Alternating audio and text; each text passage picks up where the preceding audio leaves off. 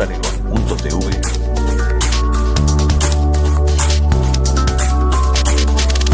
Grupo de Control.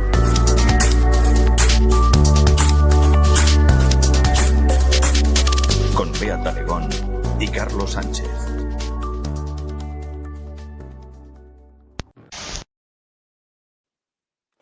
Muy buenos días, muy buenas tardes, muy buenas noches a todos. Un grupo de control, que yo tenía muchas ganas porque la invitada que tenemos hoy ya ha venido por aquí, ya ha estado y tuvimos una conversación muy interesante.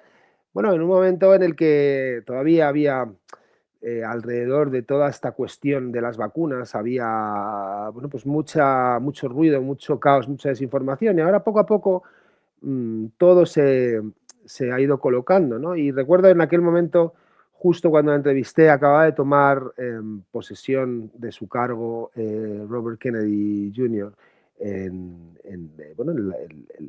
Como ministro de Sanidad, por decirlo de algún modo, de Estados Unidos. Y bueno, pues era un momento en el que pues había muchas dudas, todavía se estaban organizando los equipos, todavía no había control realmente de todas las organizaciones que dependen del HHS y bueno, pues han pasado muchas cosas desde entonces y bueno, pues prometimos hacer una segunda vuelta, un second round de esta primera entrevista en la que ella, bueno, nos explicó sobre todo en los mecanismos de funcionamiento de las vacunas ARNm, de los inóculos ARNm, fue absolutamente pedagógico y bueno, pues ahora hay mucha más información, ahora ha llegado el momento un poco de hacer balance también de ese primer año y medio largo de mandato de Robert Kennedy Jr. y bueno, pues todo, cómo se ha reconfigurado la cuestión respecto de la Big Pharma y todo esto. Vamos a hablar también de lo nuevo que sabemos sobre el origen del coronavirus. Recientemente también se han desclasificado una serie de documentos de inteligencia, por lo que parece que en marzo del 2020 ya sabían que la opción más probable era la fuga del laboratorio o la liberación intencional. En cualquier caso, ya sabían que el famoso virus, lo más probable es que hubiera sido diseñado en un laboratorio, ¿no? Y bueno, pues ahora ya también eso lo sabemos, muchas cosas que sabemos que de aquellas no estaban tan claras y hoy, sin embargo. Y también hablaremos sobre, bueno, según hemos sabido, Bill Gates habría creado junto a Jeffrey Epstein un entramado allá por 2011 financiero para potenciar todo su emporio vacunal, ¿no? Lo hemos conocido recientemente, muchos ya llevábamos tiempo denunciándolo y bueno, pues lo acabamos de saber o de confirmar, digamos. Y bueno, pues es ingente, ¿no? La cantidad de información que ya sabíamos y que ahora básicamente estamos confirmando, ¿no? Así que, bueno, pues como os decía, nuestra invitada de hoy es la doctora Jessica Rose, que es una compañera y becaria del Instituto Brownstone, con una licenciatura en Matemáticas Aplicadas, es máster en Inmunología, doctora en Biología Computacional y dos nombramientos postdoctorales en Biología Molecular y Bioquímica. Casi nada.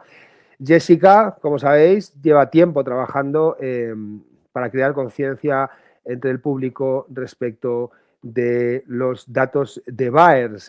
Recientemente ha publicado un artículo, ahora le preguntaremos sobre ello, sobre la retractación de un artículo sobre la cuestión del ADN y sobre su contaminación, ¿no? La cuantificación del ADN plasmídico residual y de las secuencias potenciadoras del promotor SV40, el famoso virus símico, en las vacunas ARNm de Moderna, Pfizer y de Moderna contra la COVID-19 en Ontario, Canadá. Ella es canadiense y por eso precisamente vamos a hablar con Jessica Rose. Jessica Rose, how are you? I'm great. That was really impressive. Most people can't get my credentials right in English. Well, I mean, you're a friend of the house, so you know I know your credentials almost by heart. You know how much we love you here. So, well, long time. The last time we've seen each other, Robert Kennedy Jr. was still managing to have his own people in charge. It took a while. Like in general, we will summarize later, and we'll speak about your last article, which is very interesting, about the contamination of these plasmids with the SV40 thing. That's very interesting. But in general, what is your let's mark the Kennedys ruling from 0 to 10. Which mark will you put? I'd have to give it a 10 because I think you should get a 10 for just surviving the environment that he must be in right now. No, seriously. Yeah, I totally agree. I totally agree with that.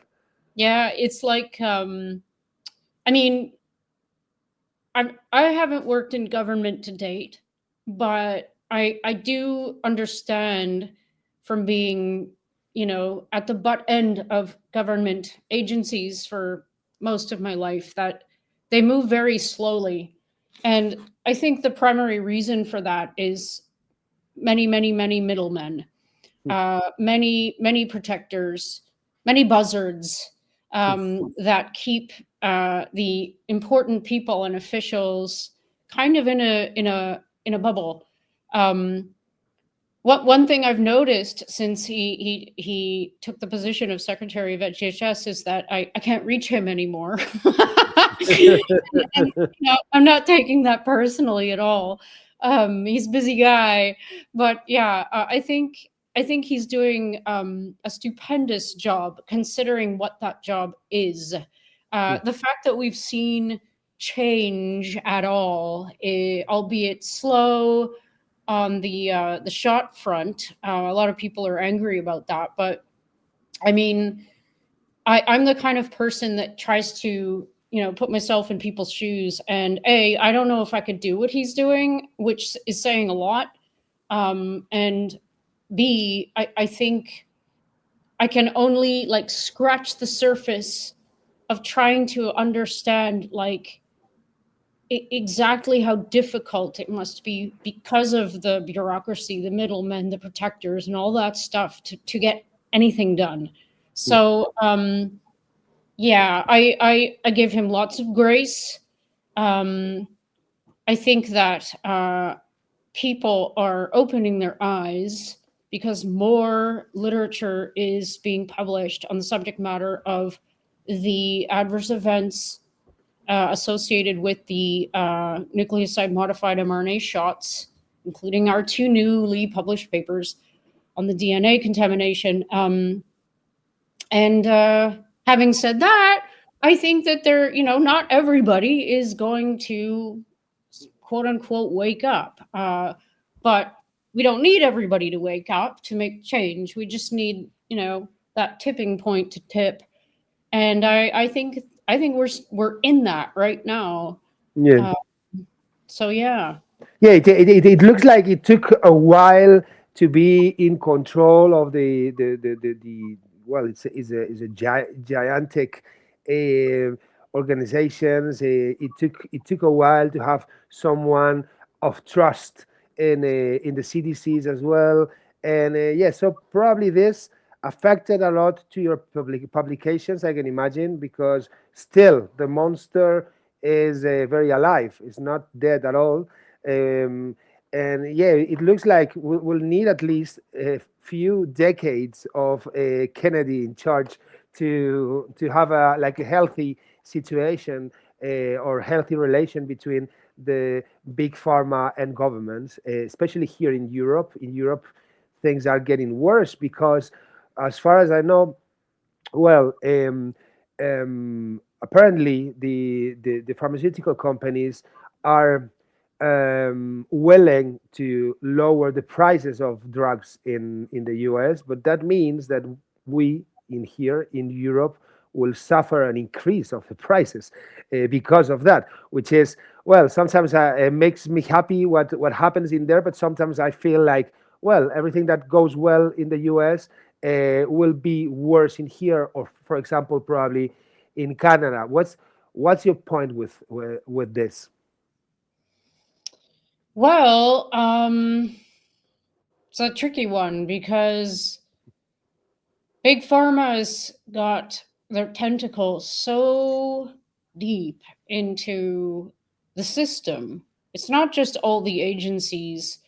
It's not just that people have shares. It's not just that, it's a profit-making machine and everyone wants to make money. It's so integrated now, like that it's almost like we have to topple the entire system in order to stop what's happening, which is not practical. We can't do that. I don't even think if we realized that that's what has to happen, we would have any idea how to do that. Because things have kind of like, in a weird kind of way, like evolved naturally to the state that we're in right now. It's a weird thing to say, but it's kind of true. People are demanding things and asking for things that aren't good for them. So yeah, I don't think we've seen the end of the nucleoside modified mRNA platform at all. I think this is one of the reasons why action hasn't been taken, actually, because I think in the pipeline are cancer, quote unquote, cancer cures using this methodology, like gene therapy type stuff, platforms. I think that's going to be the way of the future. And I think that was always the idea. I've said this before. Like, I think I'm not sure I would go so far as to say that they made the SARS virus to get the shots into everyone, create the so-called pandemic to run this experiment, but it's logical that that's what happened. So it could be true, but yeah, it's just interesting that these same people who are producing these products are buying up cancer companies, and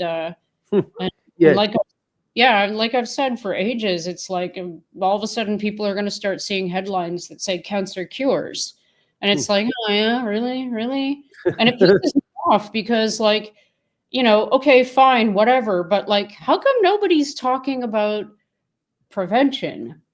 Strategies to prevent it, because human beings having cancer isn't a natural state. It's a disease state.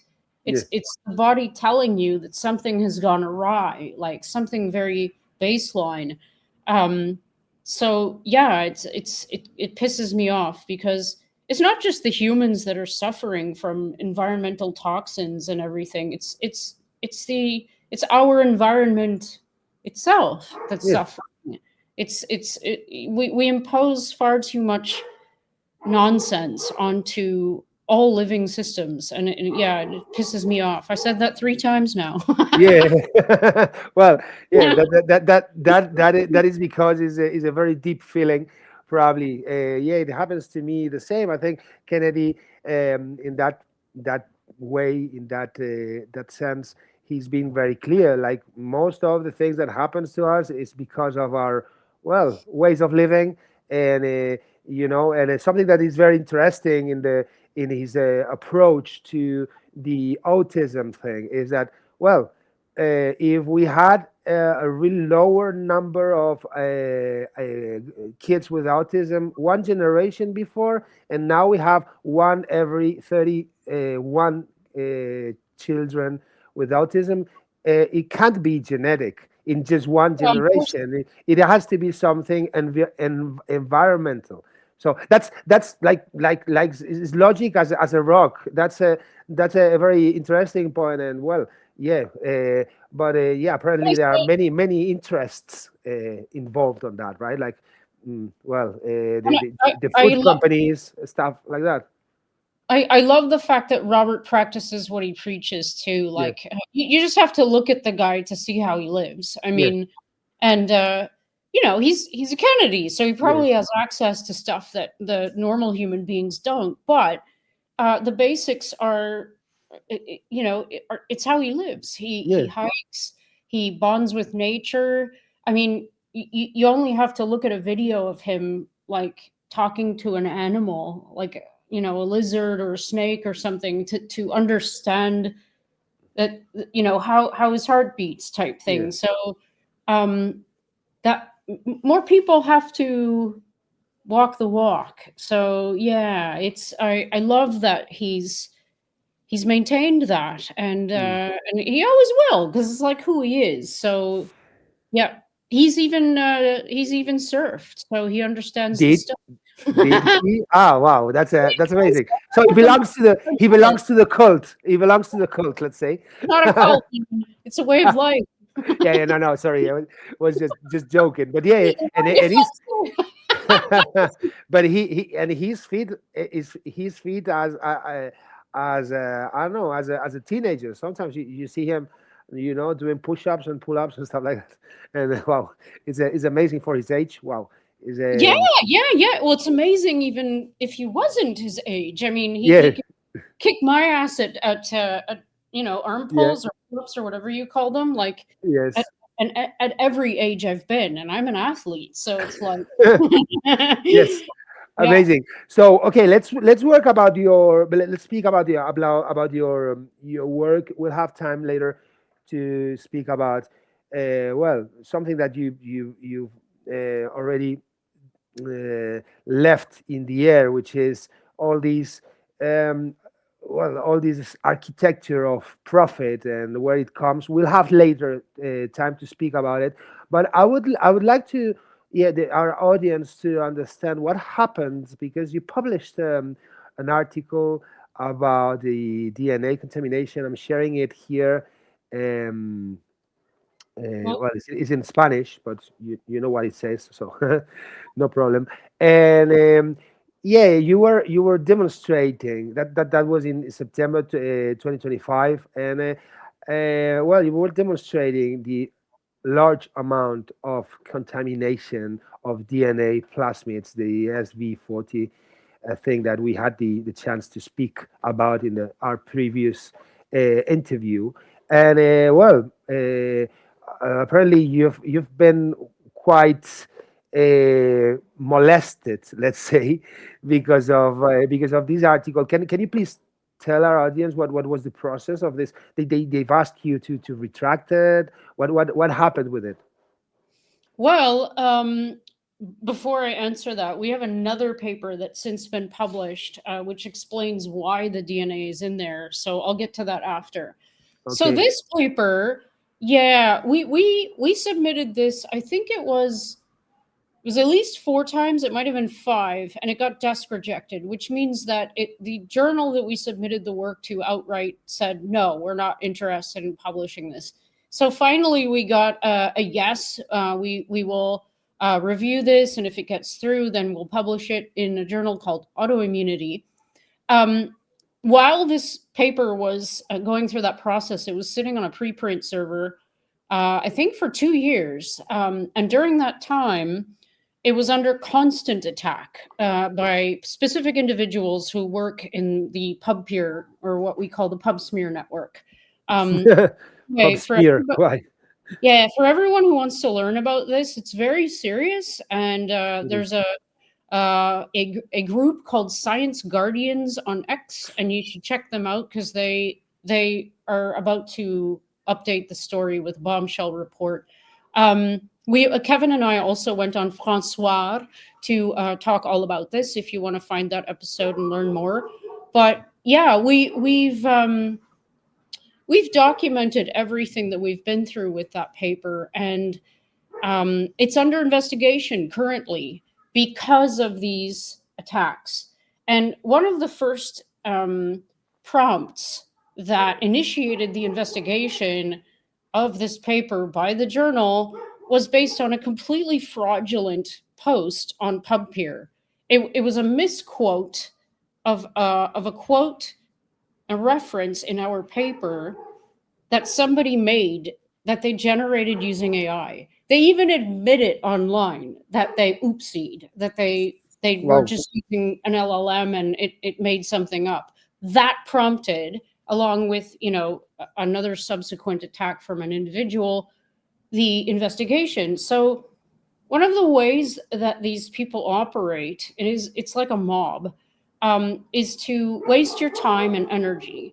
So because the peer review process is private and you're not allowed to post your reviews publicly, nobody knows what questions you've already been asked and responded to sufficiently such that your article gets published. So in this case, this is another icing on the cake. One of our reviewers for this paper teamed up with Retraction Watch, which is this, the sister or the partner in crime. I'm really sorry about that dog. No worries. He's just expressing himself. No worries. No, he's not. He's a total asshole, and I wish you don't want to know. It's constant. Wow. Yeah. Anyway,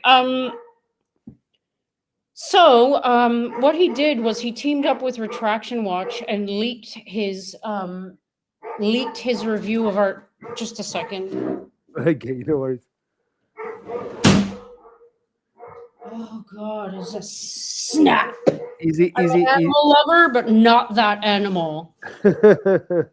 So anyway, he leaked his review of our paper to Retraction Watch and another PDF file, which we know was done because Retraction Watch reached out to us to tell us that they were going to be publishing an article on the subject matter of what this guy, Rolf Marszalek, wrote and said, and wanted our, this is their typical modus operandi. They reach out and they say, do you have anything to say about this? And then they give you like 12 hours to respond. Anyway, it was terrible. It's good in a way, because if you actually go to the Retraction Watch article, you can click on a link and actually it brings up the PDF, which is his review, and you'll see that there are ad hominems in his review, which is not legal in peer review speak.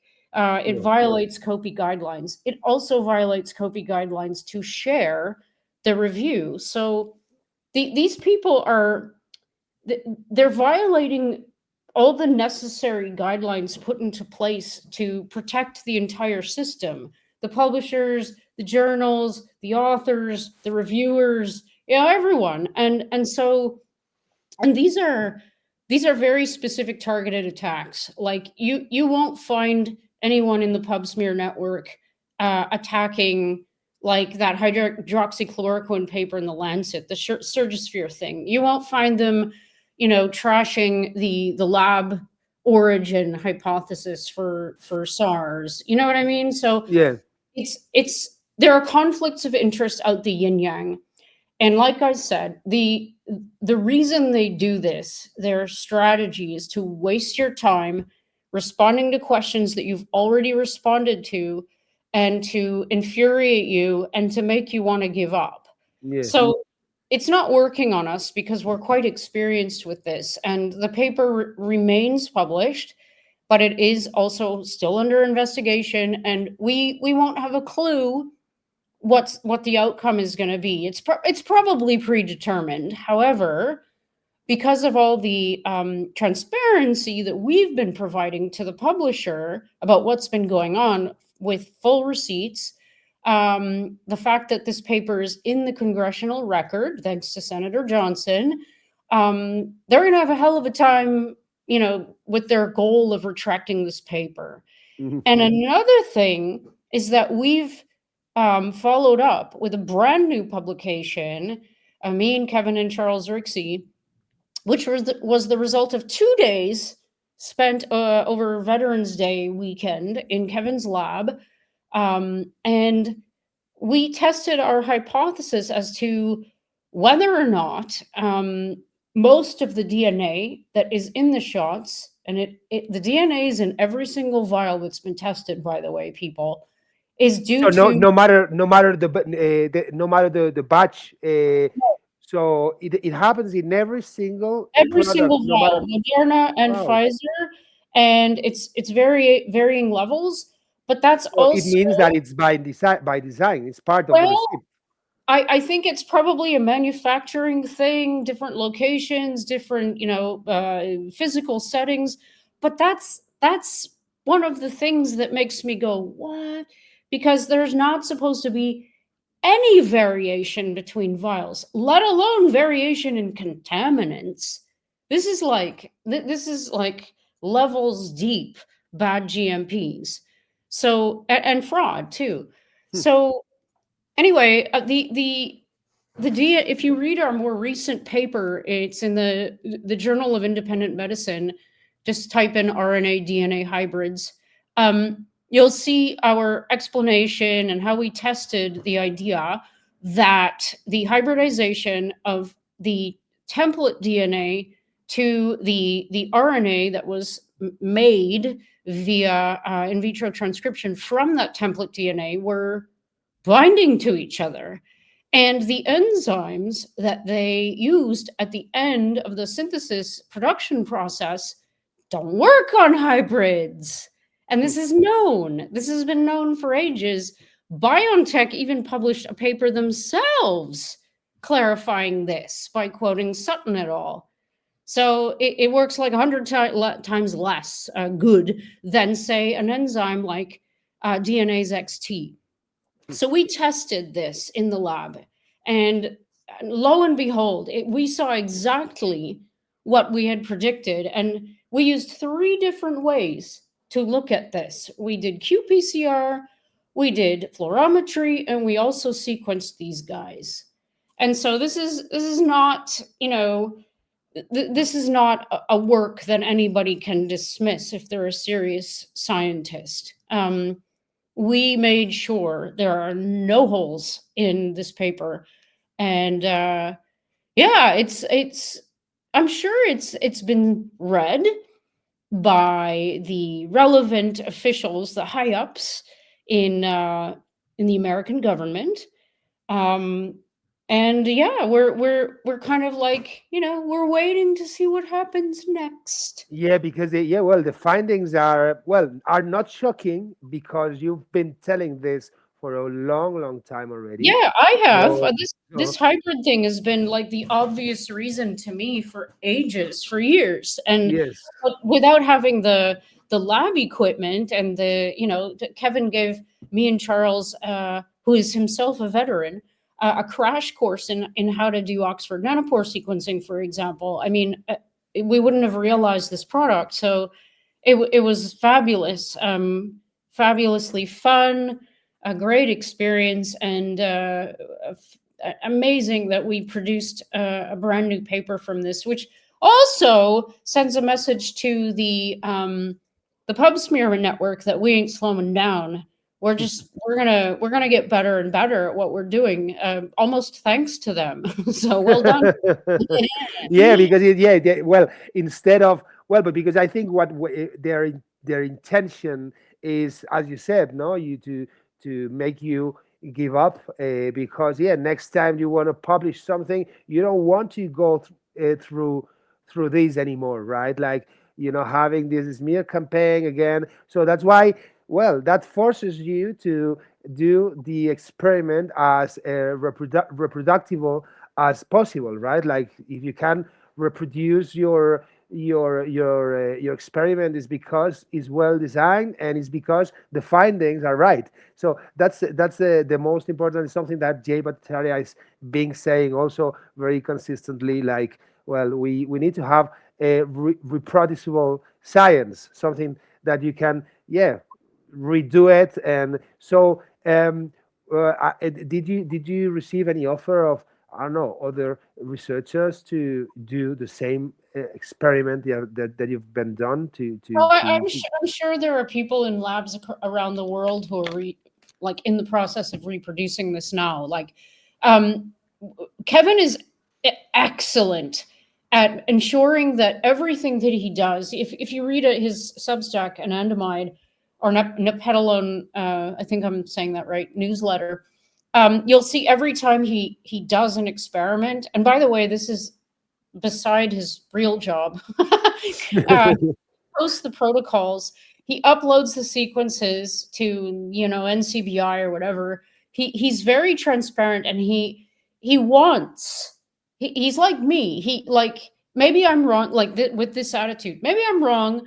here's what I did. Please reproduce it and tell me if I'm right or crazy or whatever. And so this is exactly how science is supposed to be done. It's supposed to be like a congenial, friendly, like friendly, combative, but in a friendly way, you know, way to advance us, to take ideas that might be wrong even and expand on them and get the idea right. This paper, though, is also a reproduction of all the previous papers that we've published where we found DNA, and everyone else around the world as well. Because we tested Moderna and Pfizer lots using the same methodologies that we did before, fluorometry and qPCR, and this time we did Oxford nanopore sequencing as well. So it's another verification and validation of our work and, you know, all the other labs that are finding the same thing. And this is from, like, you know, Japan to Germany, Czech Republic, US, Canada, Australia, like, yeah, it's all over the place. Well, in Japan also they've improved as well in well, more or less the same findings. I had the chance to read the work, and lately there was someone in a Japanese parliament who was speaking about this specifically, which is, well, but as you said, it looks like this is the goal of the industry in terms of, well, developing a whole new industry over this mRNA. So do you think, two questions about this, and do you think that this is fixable, or is something that will, let's say, accompany the developing of mRNA architecture or technology in the future? Is something that is needed because of design, or is something that just, I don't know, it's fixable somehow? Well, they could have. Here's the thing, okay? They knew that there was a better enzyme to use. I'm sorry, I just don't believe the lab geeks and the techies and all that they didn't know. There's so many things that are wrong with this platform that didn't have to be wrong with this platform, or the antigen that they decided to use. So all of that put together makes me believe that, you know, this thing wasn't meant to help anyone. I don't, you know, it was an experiment. It's the nicest way I can put it. They could fix the enzyme at the end. They could not sub in all of the, you know, 801 spaces with pseudouridine to prevent frame shifting. They can modify their LNP to be not so cytotoxic.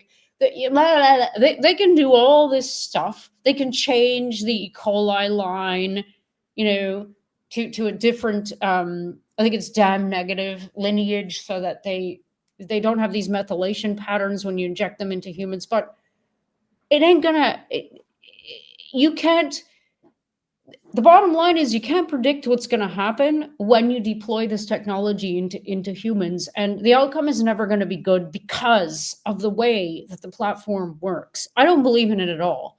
I don't believe in it. I think the LNPs are destructive. They traffic everywhere in the body with unpredictably, location-wise, even if they're specific. And the antigens that they're loading in, like the spike antigen, I mean, it's the worst thing that they could have picked. There's no way that was an accident. And, you know, if they use neuraminidase and hemagglutinin genes from flu, who frickin' knows what's going to happen there?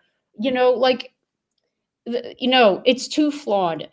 They could kind of use what we've brought to the table to ameliorate certain things that shouldn't have happened in the first place. And when I say that, I really mean it. Like, this was on purpose that they did this. There's no way that it wasn't. And if you read our paper and read about the CAN assay that they used to detect DNA, quote unquote, instead of their spike assay that they also had, you'll realize, like, yeah, this was all shenanigans from the start. Yeah, I don't believe in it at all. I think it's I think it was an experiment, and I think it went horribly wrong. And I don't think there was any way that it wouldn't go horribly wrong, because there's no predictability in terms of what was going to happen after whomever was injected with that 300 microliters of solution with the 30 micrograms of RNA, or 100 micrograms in the case of Moderna. Like there's no predictability at all, which Well, shows in the adverse event, range, because we have people who had nothing happen to them, and we have people who died. yeah. Which is well, as you said, but that you were very accurate in predicting something.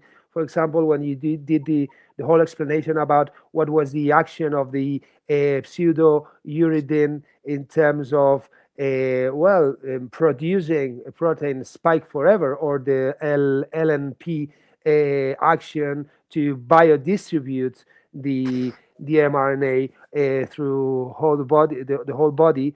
Well, you were very accurate, because what we see is we see studies in which they claim that some people is still producing spike almost forever, right? Yeah. Which is is a drama. It's like, because many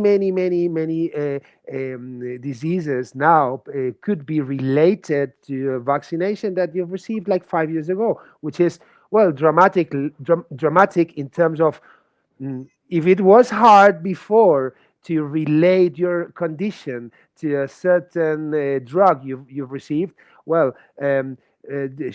demonstrating now that your condition is related to that vaccine 5 years before is even harder. So as much time as it passes, the harder it gets, right? So that's very good. That's very sad, and you were very accurate on predicting this, because this is what we've seen since then. And the thing is, the question is clear. Because I've seen other critics on the mRNA platform that used to say that maybe it was too soon to deploy it, and maybe so. But from your opinion, I mean, would you like totally ban the Yes. platform? There's a reason why these bench nerd guys and girls have been working on LNPs for 20 years. Like, I don't know if people know this, but this is not new. They've been tinkering with this crap for decades, and it's very toxic, and that hasn't changed.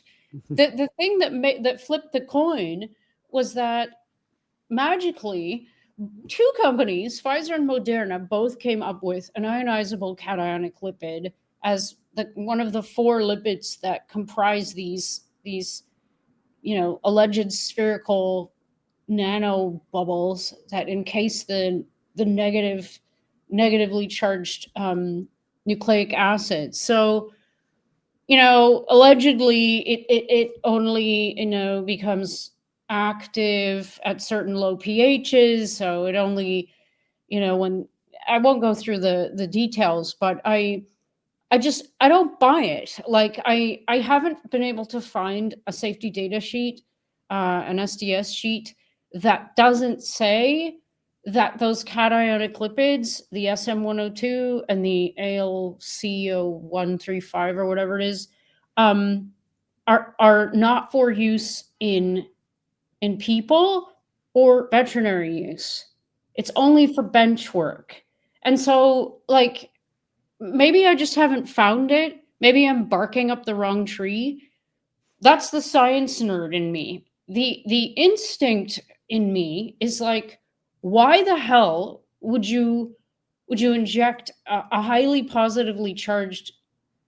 No, not like, we're talking about trillions of molecules here, like highly positively charged things. And when we still don't know enough about human physiology to be doing something like that for the reason that it was being done, which was this alleged, pandemic SARS. It's like, most people were immune anyway by the time the injections came around. That's another thing that we'll never know the answer to, because they didn't do any antibody testing. Why didn't they do any antibody testing? because but, the idea but for the business. exactly, the it would have business. shown that everybody was freaking immune, or at least had decent cross immunity. So yeah, it's like, I don't know. I think I think the whole thing needs to go. Yeah, I'm very glad that it didn't negatively affect you know, a larger proportion of the population, but it has affected a large proportion of the human population. This is not a small thing. No, and you know. and with shedding, I mean, this is another subject matter that I haven't done a really deep dive into, but I believe that it's completely valid, because we shed proteins like all day long. Like, we're a whole new us after, you know, a few years or weeks or whatever, depending on the cell or the tissue you're talking about. And like, if we're talking about long, well, I'll use the word living, modified mRNA, because it's designed to be long living. We're talking about spike protein, you know, being encased in exosomes, for example. Those guys we shed those all the time. The question is, like, what is the effect of being exposed to that going to have on you? If you can imagine, I mean, I don't know if this is like woohoo talk, but I can imagine a world where, like, I have a massage therapist friend, and he was asking me from like way in the beginning. He's like, Jess, I need your advice. Like, he didn't get any of the shots, and he was kind of afraid to he does Reiki and also like hands-on massage work, and he was afraid to like because you're exchanging fluids in that process. Like, you sweat a lot if you get a really good massage, and so you know, his palms were mixing with their sweat and blah blah blah.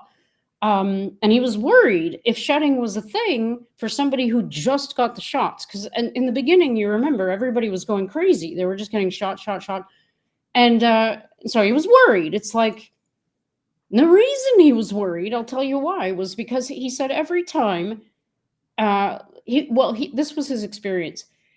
He would have a client come in, he'd do the massage, 1 hour, 1 hour and a half, whatever, and he'd feel really weird after. And then he'd ask them, because it felt kind of weird in the beginning to ask, like, did you just get a shot? But he'd ask them, and they like it was becoming a pattern that the people had just received the injections like recently. So I guess the shedding load was higher. I know a lot of people who have had this experience, not even talking about the women whose menstrual cycles got messed up, who didn't get the shots by being in close proximity to people who did. Anyway, he started giving people like a rule where if they got a shot, they have to be like 3, or they have to be a certain time out in order for him to work on them, because of this shedding phenomenon.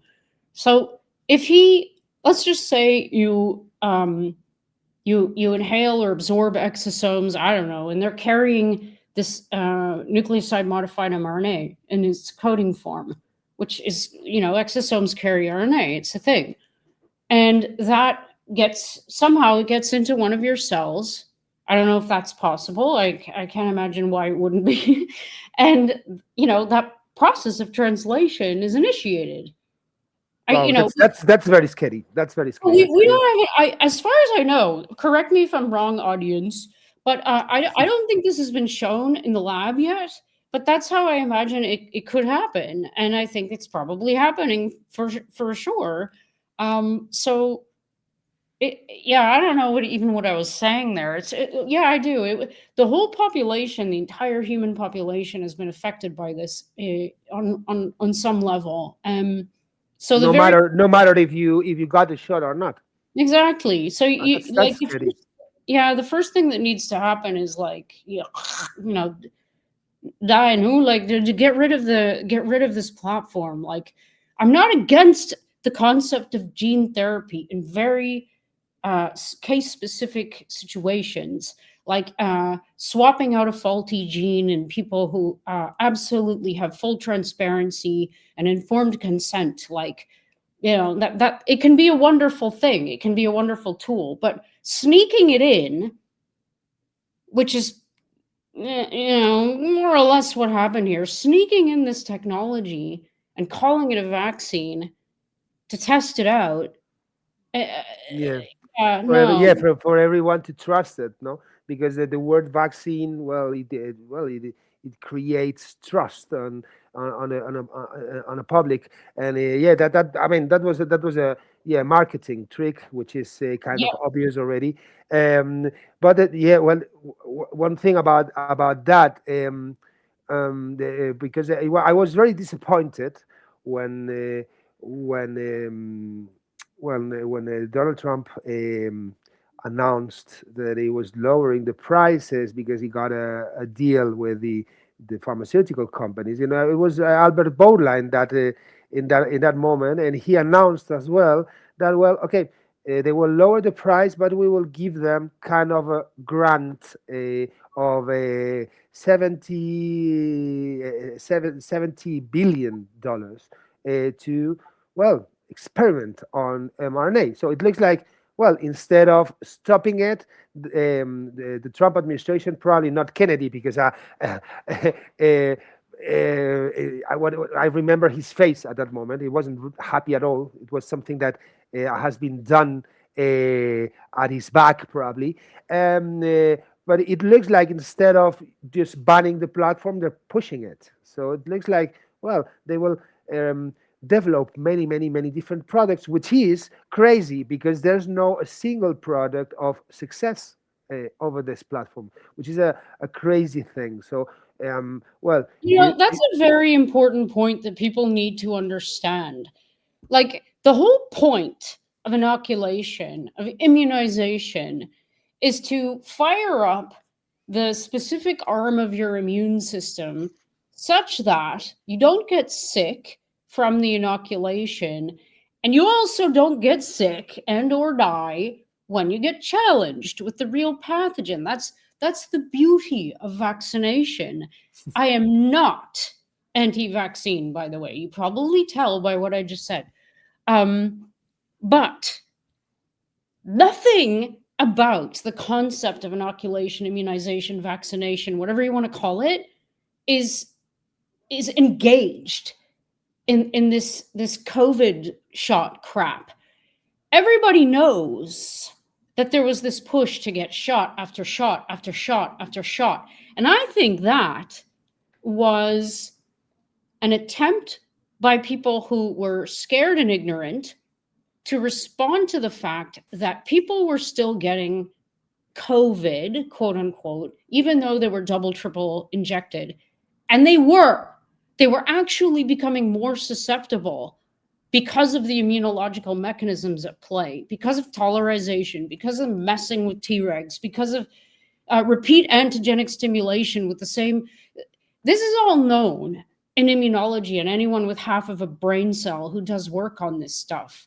No offense to everybody, but like it was something that was absolutely known, and it was the responsibility of the people who were pushing this stuff like propaganda to educate themselves on just the common sense, or the lack of common sense, of constantly injecting people with the same goddamn thing and seeing the pattern emerge. I'm telling you, man, when I was looking at VAERS data, for years, my friend, for years, the number one reported adverse event has been COVID-19 in the context of the COVID-19 shots.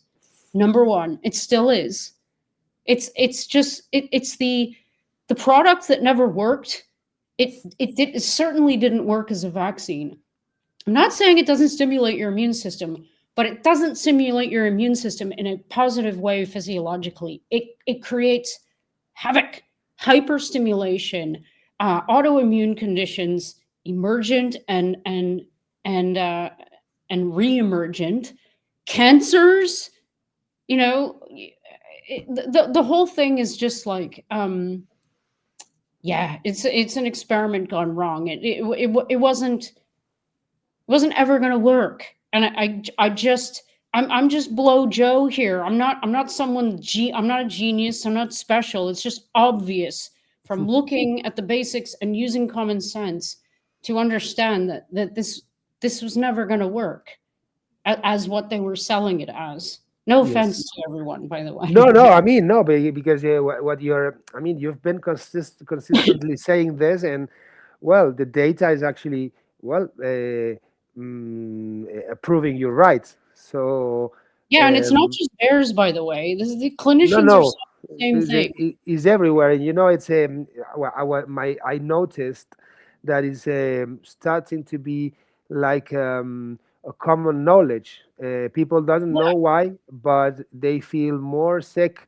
They've been more reactive to other possible infections, and they've realized that. So I mean, most of the people maybe don't have all the information, but there's many people who knows that they've been tricked. That's something that it's clear. The thing is, will be enough for next time to be aware of what's coming. I don't know, because what we've seen, and I'll change the topic now. Because we're running out of time. I enjoy so much talking to you, but it's been almost an hour, and I wanted you. I wanted to have. I wanted. Yeah, it was. It's amazing. Eh? Yeah. Oh my gosh. Yes, it's like wow. Every time that I call you, I mean the time flies. I wanted to know your point, because lately through this Epstein releasing of documents, we've realized that there was a financial structure, like the architecture of a very dark financial system to feed the Bill Gates vaccination programs from at least 2011, which is crazy. And they've been preparing pandemics since then. And well, one of the Epstein emails show that Bill Gates was frustrated, but because the thing it wasn't fast enough, he wanted to push it. How do we get rid of poor people fast? Something like that was the quote. Say again. Something like, "How do we get rid of poor people fast?" Was something like that was. Yeah, I don't remember the exact quote, but yeah, something like that was. So it looks like they've been pushing this scenario for a long time, right? And once the word that shocked me the most was the perpetual financial system. Like, they wanted to create a system that was perpetual, like forever. Like, no matter if there was a pandemic or not, we should be prepared for it. And that was the plan. That was the plan. Yeah, they didn't get away with it the first time because they had too much resistance. So what's your guess? Well, first of all, what's your point about this when you realize that? Because I know that you were aware, because I've seen your Twitter almost every day since I told you to speak, and yeah, probably you had the opportunity to read the Sire G article as well. Very interesting. So what's your point about this, and do you think that this is over? I mean, are they kicking out Bill Gates of the business? Because it looks like a bit like, one of the objectives, like the goals is like kicking him up, and probably substitute his power for all the technocrats. What's your point about this? Well, the first thing I'd like to say is that it was almost the same day. I think it was the same day that they released these 3 million pages or documents or whatever it was for the Epstein stuff. There were flooding the zone. Yeah, there were over 1 million pages, mostly redacted documents pertaining to the origins of COVID-19 and gain-of-function research and biolabs. So I don't find that to be a coincidence. I think it was meant to do exactly what you just said, just flood the system. Yeah, who the hell? I mean, without the help of an AI agent, a human would be hard-pressed to get through all those documents quickly. So there are magical people working on this now with the help of agents, and I'm sure that I'm sure that something's gonna come about. But yeah, as to Gates, anything happening to him? It occurred to me because I wrote a couple articles on both the origin documents and the Epstein crap. And it occurs to me, it seems so obvious, but I never really thought about it before. Everyone's asking, like, how can this be redacted? How can this name be redacted? And it's like, they're redacted because the people whose names they are have the money and the lawyers and the power to make that happen. That's what this is. It's just it's they're rich enough to make it go away, and they probably have some kind of collateral. There's a lot of blackmail going on here. So Gates is one of these people who's very, very rich, and he could probably buy his way out of any wet paper bag. However, it's all going to depend. I mean, with Epstein, I mean, some people think he's alive. Some people think he's living in Israel right now. I've heard so. Yeah, there's like a picture of this guy with beard and stuff. It's not in Tel Aviv, by the way. It's close to Tel Aviv. But anyway, yeah, I mean, who knows, right? Probably. I mean, think about it. The things that these people are capable of are clearly outside of the realm of like what a normal functioning balanced human being would even think about another human being capable of. I mean, I saw a post on X today about the super tanker full of sulfuric acid that Epstein bought, and it's like that's a crazy thing. I don't get it. The thing I thought about was freaking Breaking Bad, and I'm like, well, obviously. So it's weird though, because I've also watched. I took the time to watch him talk about souls. There was this post on X where he did an interview where he was talking to some podcaster about the soul, and he doesn't sound like an insane creep criminal. Yeah, I think you mean the interview. Actually, it was Steve Bannon, I think. Okay. Guy. I don't know. But was speaking about but because the guy asked him about, well, are you the devil? Are you right? This one, no? You mean that interview? It's very interesting because he seems to be like a fun guy, even, right? Like someone you will, I don't know, speak with, and they say that it takes charisma, man. But I mean, like it makes me. I'm probably gonna get flack for saying this, but it makes me wonder about the nature of the truth of what we're all being allowed to see. And you asked me what I think is going to happen with Gates, and like what these people who sell their souls for money or to the devil or whatever you sell your soul to, what they don't realize, because usually they're too young to realize, is that you are going to get so screwed in the end. You might think that you're on the power high and the money high and the fame high and you have this and that and blah, blah, blah. But you're all going to end up in the same position in the end. And it ain't going to be a good position to be in. Like, you will either get thrown under the bus by the people who you signed the contract with, or, God will sort it out, which is probably going to happen anyway. So it's like, yeah, he might get thrown under the bus. That's my point. They might just say, yeah, let's make him the scapegoat. He's just a pawn.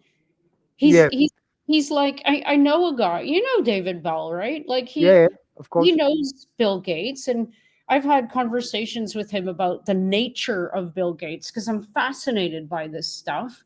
And I take David completely like one-to-one on his word. And he says, I don't think that he started out as a bad person, but I don't think there's any turning back now. And I couldn't agree more. Like there's a level of psychopathy that I think you reach in spite of yourself after just engaging in certain things usually revolving about around massive amounts of money. I think money ruins brains, personally. I agree. And like, yeah, I don't know if anything's gonna happen to him. He'll probably, like, I'm gonna go out on a limb here and say I think Epstein is alive. Like, I can't imagine why he wouldn't be, especially considering the fact that the whole thing was engineered. You saw the letter, I think it was from the Department of Justice, don't quote me on that, where they said, yeah, it was like a day before he was actually unalive. Yeah. I've seen that. Wow, it's one day before they pronounced him death. One day before he was. Yeah. Oops. Oops. So, That's crazy. That's really what I'm crazy. saying. It's like all of this stuff. Every person in the Western world, at least, is just so engaged in this now, and I'm just like, I no disrespect to all the victims. Human trafficking is like prolific. But I agree with that. It's grave. I mean, it's grave what happened with the victims, but it looks like they were just a tool for something like bigger, way bigger. So sometimes I think that the press is selling the guy like, well, a sex trafficker. He was much more than that. He was building. That's He was building the story, man. So, well, it's not. I wouldn't say that victims doesn't matter. I mean, it's a crazy thing to say, but yeah. Well, the bigger thing is behind that. So yeah, crazy thing. You've mentioned. Sorry, Jessica, because I have to leave you. But I wanted your point about. Well, because you've mentioned that. I mean, this all happened at the same time that the releasing of documents of intelligence pointing out, well, they pointing out, well, they knew at least in March 2020 that, well, the virus was probably engineered. What's your point about this? Oh, well, I don't think there's, like we were talking off camera, there's no doubt in my mind for years now that this was specifically engineered with a purpose in mind in the lab. How it got out, I don't know if that was on purpose or an accident or whatever, but it was engineered. There's fingerprints all over it. The PRA site is like the biggest, point of fingerprintage. So, like I said to you before, like all these, I've reviewed many of the documents. Most of them are like so redacted. There's nothing to gain from reading them. You can't read them. It's just like staring at big black triangles. But they say, well, all the evidence that we've looked at from the experts don't really show that this was made in a lab, and it's like, oh, okay. So are these the same experts that you were relying on to tell us that nobody's gonna get COVID if they get the shots? And no, sorry, I don't buy it. So we're, like I said, we're looking at different data sets, and we're looking at different evidence if they have any inkling of the fact that this wasn't made in a lab. Of course it was. Yeah. Of course it was. The PRR site as a furin cleavage site does not exist in anything else. Not even in SARS-1. Like, and because of the codon optimization, it's like codon optimized for humans. It's anyway, yeah, there's no doubt in my mind that look to my public now.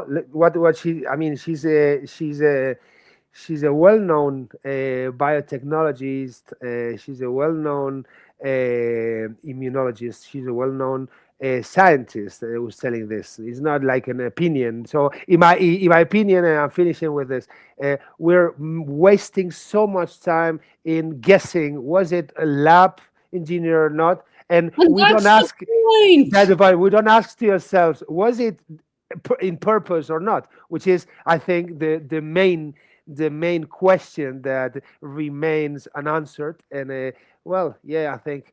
But this is exactly the point. It's the hamster wheel that the PubPeer mobsters put us on.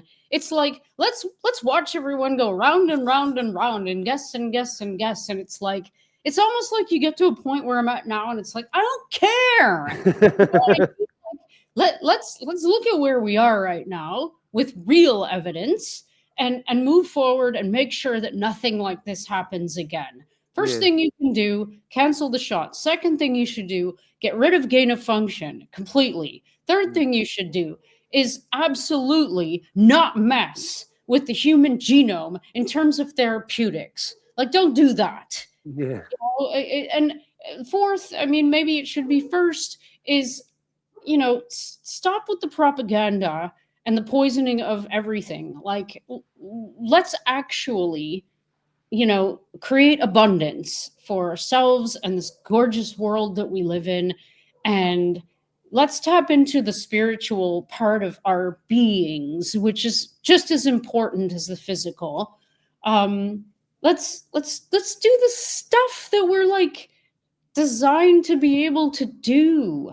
Like, why do we live in this oppressive digital hell? Wow. Look, Jess, I have to leave you now. I have so much fun speaking to you every time. I learn so much. I encourage everyone who's watching us now to read these articles we've been speaking about, because they are very interesting.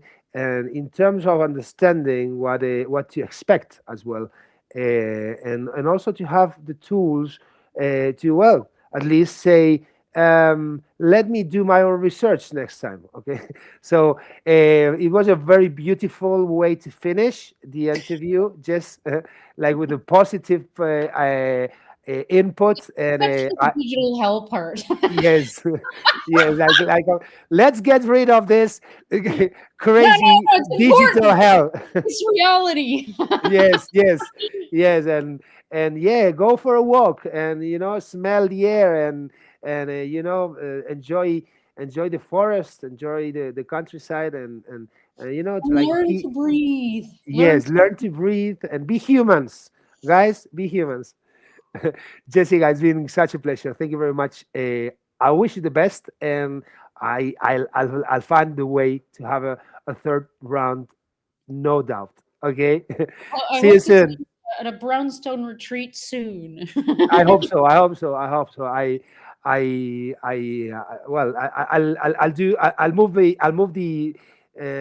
to do my job to get this done. Okay. Bye.